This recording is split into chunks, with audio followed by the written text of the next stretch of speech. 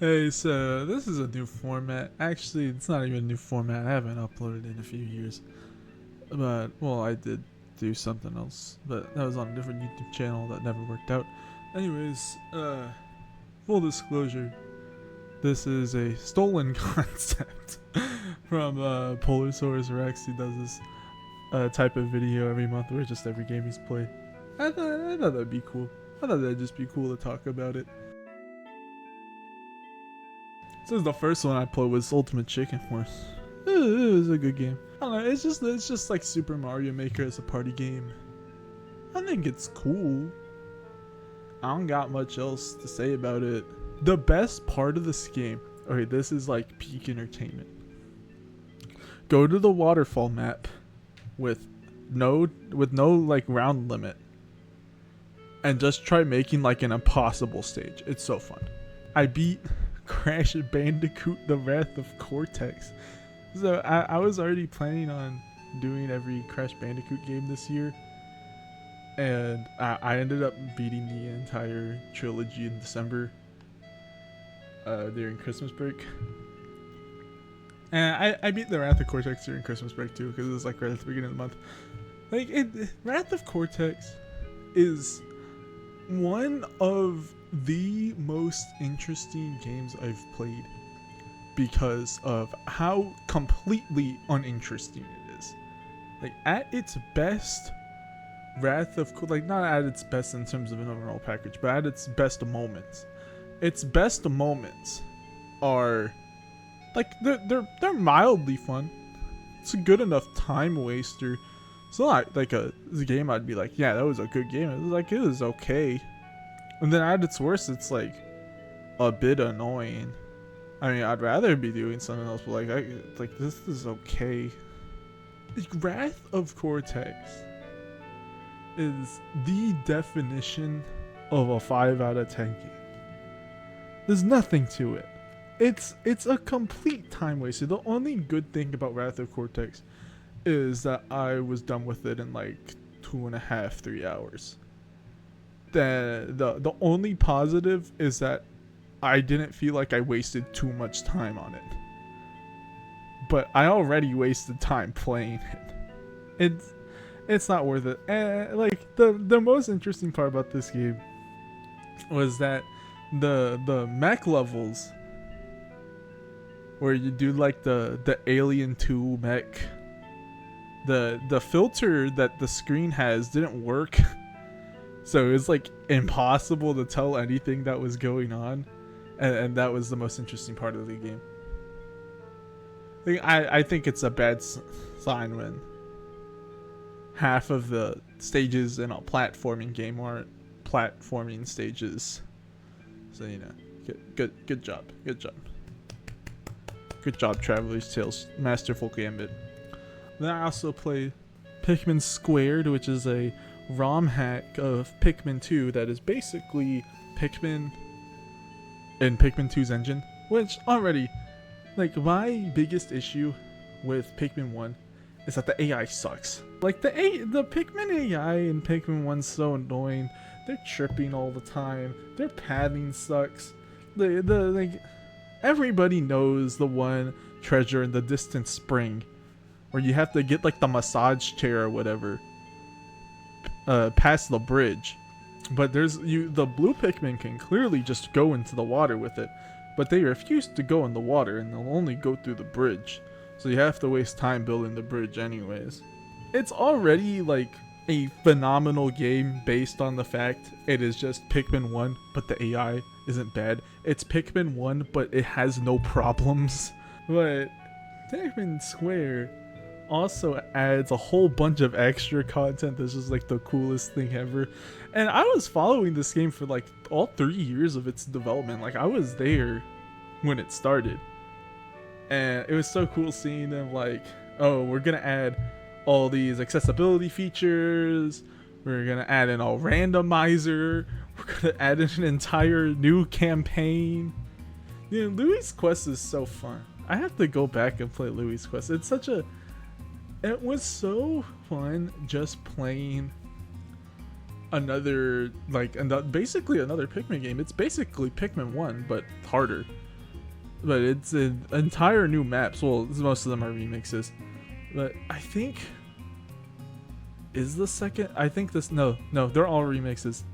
They're all remixes, but I think the fact that I had to think about it shows that they were pretty good mix-ups of the stages.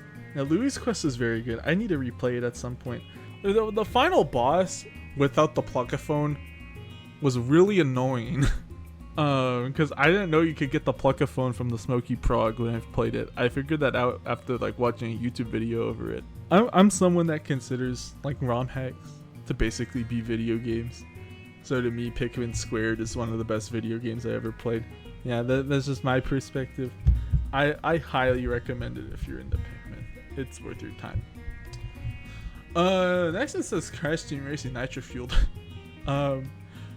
So I played this game for like 3 hours, maybe. Like did some of the story mode, did some of the Grand Prix. Phenomenal kart racer. I love Mario Kart, but I also love Roboblast 2 Kart, Sonic Roboblast 2 Kart, and Dr. Robotnik's Ring Racers, which Ring Racers is like an acquired taste that you don't get until you played the game for like 2 hours. But like I like kart races. I like racing games. One of my favorite games ever is F-Zero GX. I really need to play the Burnout games at some point, but that's a story for a different day. My problem is that it's not on PC. This would be like the perfect game to play in like a voice call or playing with friends online, but I can't do that because it's on my Xbox and all my friends play on PC or on PS5. But like I'd still recommend it if it came out on PC, but it didn't. Next is Crash 4. Here's the thing with Crash 4. Hey, this is me after recording. I went on like a really big rant about the entire Crash series, so I'm just gonna skip to 4 because it honestly works better as a scripted video if I ever feel like talking about it. I think Crash 4 has a very good foundation as a Crash game. You have the best movement in the entire series up until this point. You have a really good gimmick with the mask, but the problem is, okay, first of all, I was disappointed by the bosses, but the Crash series does not have a good history with the bosses. Like Crash bosses peaked in Crash 3, and even then the Crash 3 bosses are just like, alright, they're alright. But aside from the bosses in 4 not being that good, like my big problems with Crash 4 is that, first of all, the levels are too long. I would rather have just them be split up.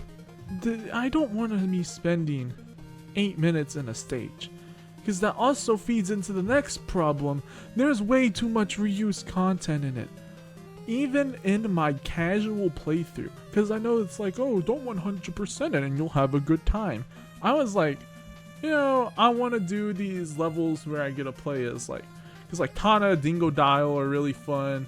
I grew to appreciate Cortex as the game went on. I was like, okay, I get this character now. He's just different is all. Like the new characters are really fun, so I want to play their stages. But half their stage is just a repeat of a stage you've already done. And then if you want to get some costumes, I thought, oh, I'll get some costumes. It'd be cool to get some costumes. You have to get enough gems in these stages, and that often means going through it multiple times, because you either don't have enough when you go through it because the box gem is like impossible.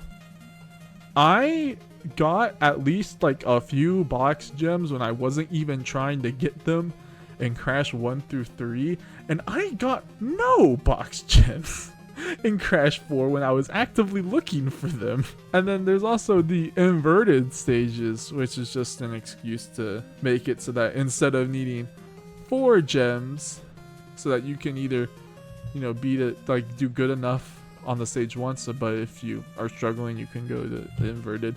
By the end of the game, it's like get 9 out of 12 gems across both stages. It's ridiculous. It's stupid. I want to do the flashback tapes, but I don't want to have to get through the entire stage without dying. Having I'm gonna fail multiple times getting up to that point, and that's just such a big time sink. And I don't feel like the amount of time I'm spending to get a cool puzzle stage or a costume is worth it. It's so annoying. I just want to play. Like you have cool stuff in the game, and I get wanting to have it be an actual reward, but this is ridiculous. This is stupid.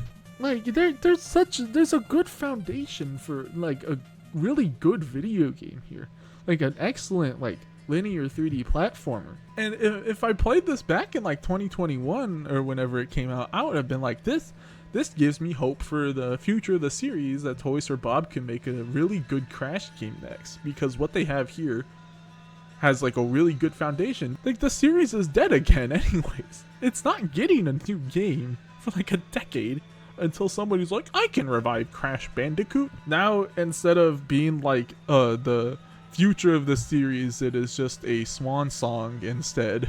So these next two are kind of like little joke ones, because I was in a voice chat. We do a little thing called a wheel, where we just like put a bunch of games on a wheel and then see what the person plays next. But we always put like a few bad ones on there. So I got Aquaman Battle for Atlantis on the GameCube. We call it Aquaman PS2 because the joke is that it never released on PS2. This is one of the lowest rated games ever, and that's because it sucks. It's bad.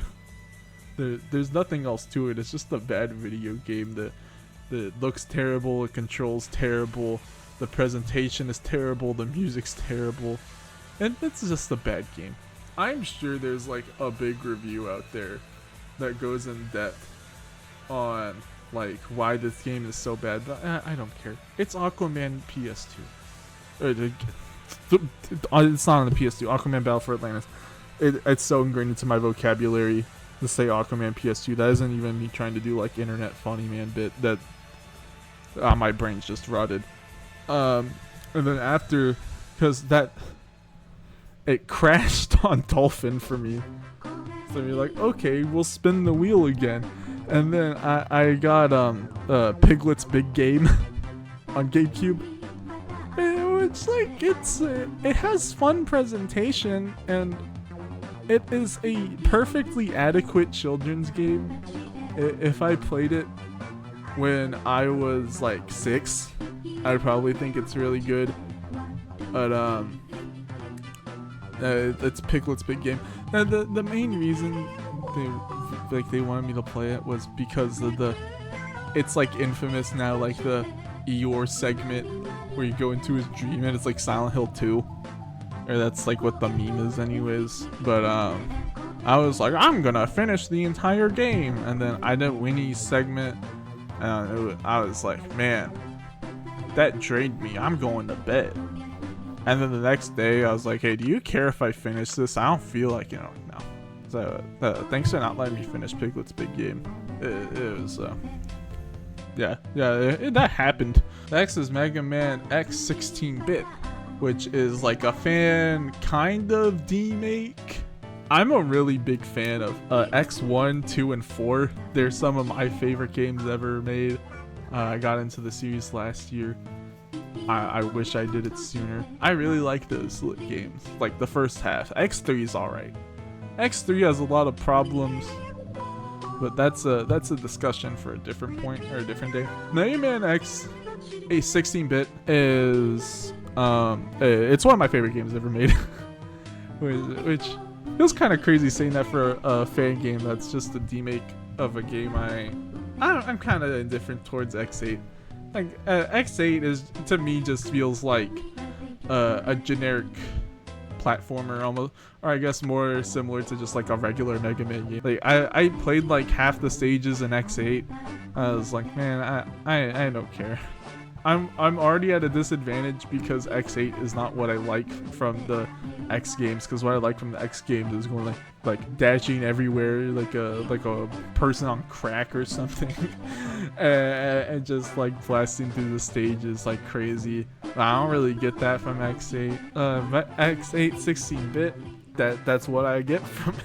And I think the reason I like this game so much is just because, first of all, I think it just genuinely does have as good stage design as X1, 2, and 4. But also, you just get some overpowered nonsense for the armor upgrades in this game. Like, I got the beam upgrade where you just shoot out like a kamehameha out of your laser that sticks around, and then I got the armor piece that like you turn into a vampire and like steal health, and I got like 2 midair dashes like the friggin' gold armor from X3, and it's like it just feels so good to play.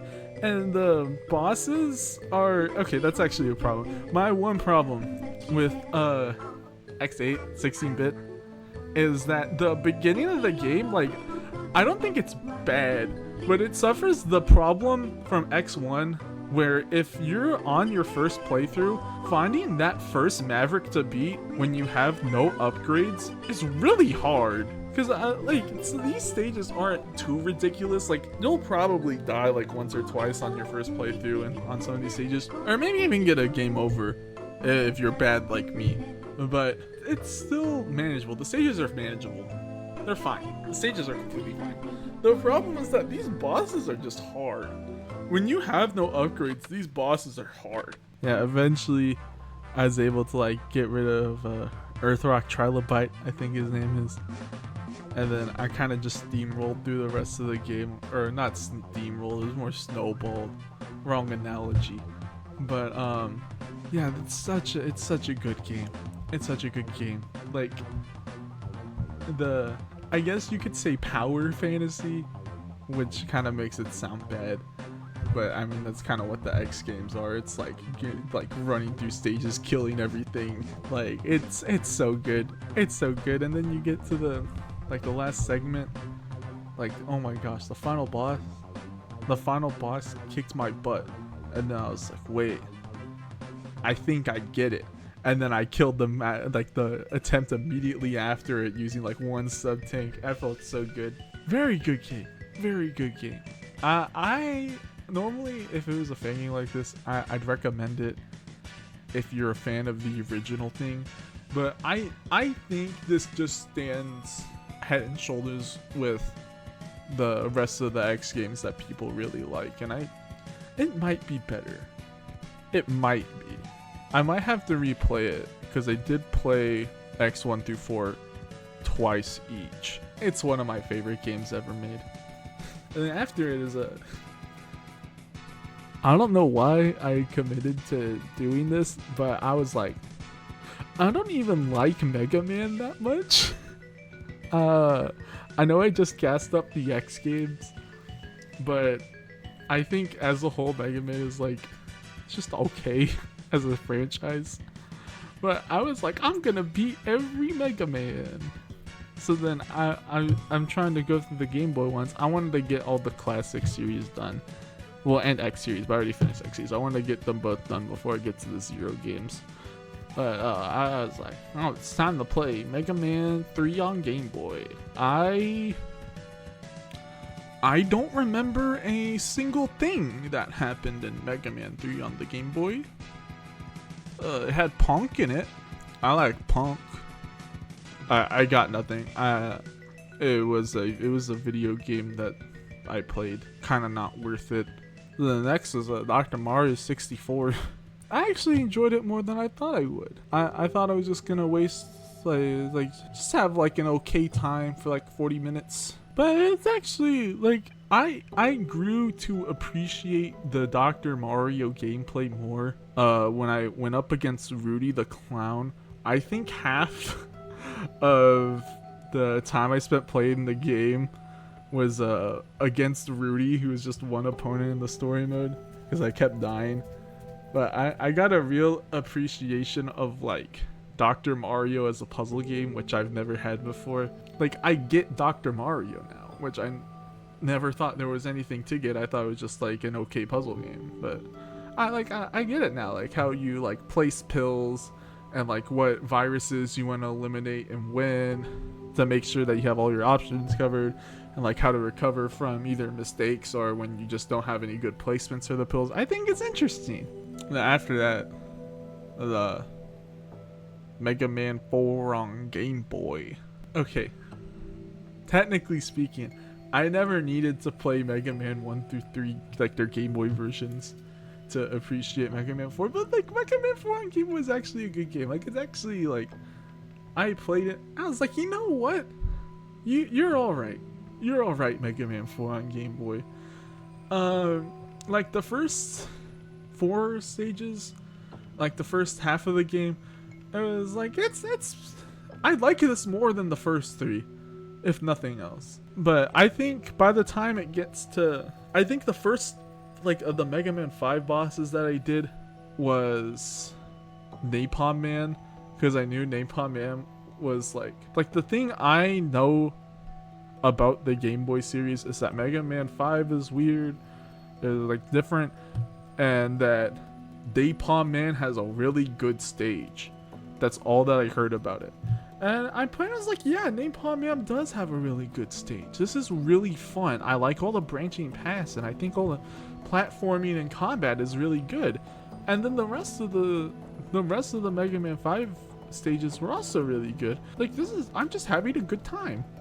I wasn't expecting that out of this game, just to have a good time. But I had fun with it. The one thing I didn't like was I got used to not having to fight the Robot Masters a second time from the other 3 ones. So when I got to the part where it was like, beat my 8 Robot Masters, I just don't like the boss refights in these games. I think that's a pretty common sentiment among Mega Man fans, at least from like the stuff that I've seen. Yeah. And the Wily fight was so cool, because it's like you like fight all these different parts of like a Wily machine, and then there's like the Wily capsule. It's like it's running away while also trying to hit you, and it's like, oh, they still do this all on Game Boy. It's like the Wily Kaiju before then. They made a Wily capsule fight that was actually fun, and not just him spamming projectiles at you, by making it's not a Wily capsule fight. It plays nothing like a Wily capsule fight, but it is technically a Wily capsule. It's a good game. I really liked it. This makes it sound like it's one of the coolest things I've played. It's not. It's like a 7 out of 10. It's a good game. I really liked my time with it. After that, there's WarioWare Inc. Mega Micro Games. I don't know why, but I had an epiphany earlier in the month. Like, I should probably play the WarioWare games. I think I'd like them. I don't even know what the thought was or like why. It's a really good game. I think I'd go far as to say it's a great game. The gameplay loop of WarioWare, it just works for me. Figuring out what the hell's going on and then having to complete a task all in the span of like 5 seconds. It's really cool. I really like the gameplay loop. I also really like the...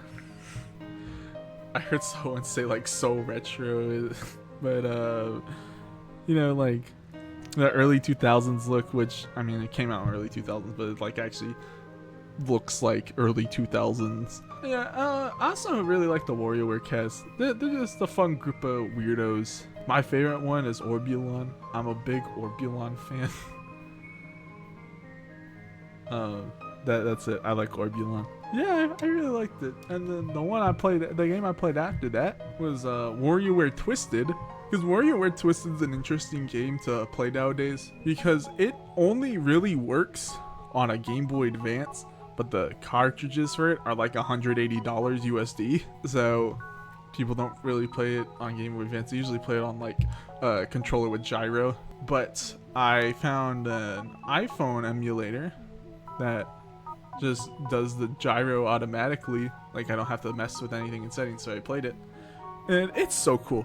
The WarioWare Twisted is so cool. Especially playing it on a phone. and not just like playing on a controller where the screen doesn't move with it. It's such an interesting game with like how it takes the concept of just tilting your device and just runs with it and makes some really interesting like scenarios for you to go through. Like I think my favorite one was the boss stage in Krygor's level where you have to like tilt your device to have like the plane match where the guy's walking, so you're gonna have to like flip it like 180 degrees over the span of the entire game. It's so cool. I will say that I thought it was much easier than is it Mega Micro Games? Yeah, it's Mega Micro Games. Because I remember like when I played Mega Micro Games, I died, or I guess ran out of lives, I don't know. But I failed like quite a few times, and especially like the last Wario stage, it took me a lot of attempts just to even get to the last part. And WarioWare Twisted, I don't think I died once, and even on some of the later stages, like I didn't fail on the Wario Man part, because I heard people were like, "Oh, Wario Man's so hard." I didn't lose a single Wario Man minigame until Wario Come Mama or whatever, which on my phone emulator was quite janky and would sometimes just not work. But eventually I was able to do it. It's such a cool game. It's such a cool game. Please play WarioWare Twisted. It's such a good game. And then after that I played WarioWare Touch. This was some of my I played Guilty Gear Strive. I forgot to put on this list. I played it for like an hour with some friends. It's pretty good. The thing about Guilty Gear is that you just like every character feels like they have like really overpowered tools that are completely ridiculous. Like I played Kai because my friends were like, "Oh, you should play Kai to get introduced," and then after I was like, "I'll play Nagoriyuki because I think he looks cool." And these characters are ridiculous. They're like all their moves feel broken. Not all their moves, but they'll have like Nagoriyuki, like they're down heavy, like when you're crouching, and it's just like this massive sword swing that goes through everything. Like this is stupid. This is dumb, but it's like fun dumb. I can't imagine playing it competitively, but just like doing a match with friends, like it's fun. It's just fun. I'd still say I'd prefer like thinking about it. You know, I'd still rather play like Marvel or Tekken, because those are like my favorites. But yeah, it's pretty good. I don't know, the game that I was playing while I was waiting for it to download, because I knew it would be so short, was WarioWare Touched. Here's the thing with WarioWare Touch. I think if you played this game in 2004, you'd be like, man, this is awesome. This is so cool. But we live in a time period where the device that people most commonly use has a touch screen. Because all these other games, or all these other WarioWare games except for Mega Micro Games, it's like, oh, let's use gyro functionality. Let's use the Wiimote's motion controls. Or let's use like 2 Joy-Cons for like all this wacky stuff. The DS, their whole thing was a touchscreen, which was really innovative at the time, but everything has a touchscreen now. And like just playing it now after being in a world full of touchscreens for so long, it's just not that interesting. It's kind of just, you know, click the button on the bottom screen, click the button on the bottom screen, click the button on the bottom screen. Touch is just okay. It's all right. I'd still say it's a good game. I was thinking about buying Touched because I have a 3DS, and I don't want to buy any new consoles, but if it's like a newer one like that I own, I'm like, you know, maybe I'll buy physical. But I was looking on eBay and the cheapest price was like $40. I'm glad I jailbroke my 3DS. So I actually messed up the original recording and forgot to mention 3D Land, which it's a video game that I played. It functions. weirdly, like a lot of reused assets and ideas from Mario Galaxy, but it's just 3D Mario on your 3DS. I liked it, but I'm not gonna remember anything from it. And then the last game that I wanted to talk about was that I got like a seventh or so of the way through Chrono Cross. I have 7 hours in it already, and originally I had like a 15-minute long rant. Like I had a really long rant on what I thought about the game, and honestly, like that entire thing boiled down to I'm kind of confused on it, but also I know that's the point. Um, Part of it doesn't feel like I'm supposed to be confused, but I'll figure it out later. I just wanted to have an open mind with it for now, instead of like the long thing I said earlier. But yeah, no, I'm just gonna skip the original ending part now. That's everything I played this month. A lot of small ones. Yeah, see you next month. I don't know. I don't know how much I'm gonna be doing YouTube. This was more just like spur of the moment. Like, this would be fun to make a YouTube video out of. I don't even know if I'll do this for February. Oh yeah. See you later, I guess. Maybe if there is later. I don't know.